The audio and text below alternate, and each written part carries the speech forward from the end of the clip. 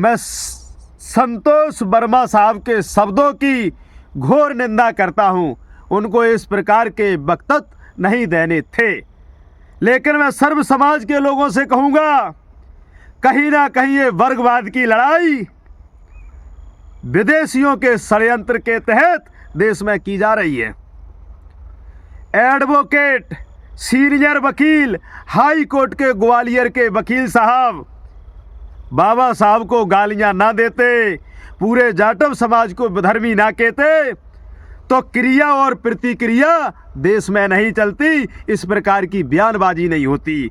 यदि इसका कोई दोषी है तो हाई कोर्ट के वकील साहब हैं, उतने ही दोषी हैं जितने दोषी वर्मा साहब हैं, क्योंकि उनको इस प्रकार के शब्द नहीं बोलने थे। मैं घोर निंदा करता हूं।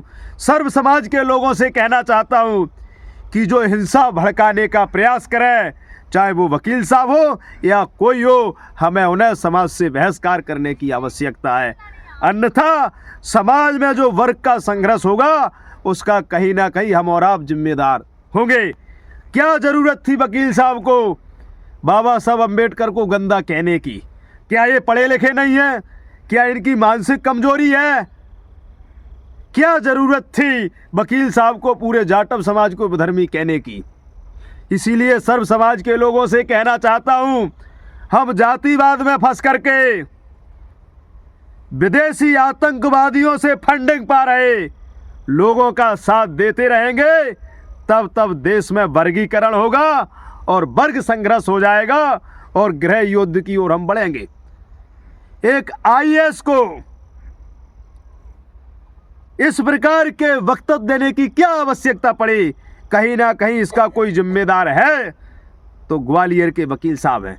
मैं इनके शब्दों की घोर निंदा करता हूं और समाज के लोगों से कहना चाहता हूं, इस प्रकार का हमें वक्तव्य नहीं देना चाहिए। अंतरजातीय विवाह का तो प्रचलन वेद पुराण ग्रंथों में मिल जाता है और आज भी जारी है, कोई रोक नहीं सकता। बस अंतर शब्दों का है, हमें शब्दों में रह करके अच्छे लिहाजे में बात करना चाहिए। उकसाने वाले लोगों की बातों में आने की आवश्यकता नहीं है। यदि इस पक्ष के कुछ बोल रहे हैं तो कहीं ना कहीं इस पक्ष की भी गलती होगी।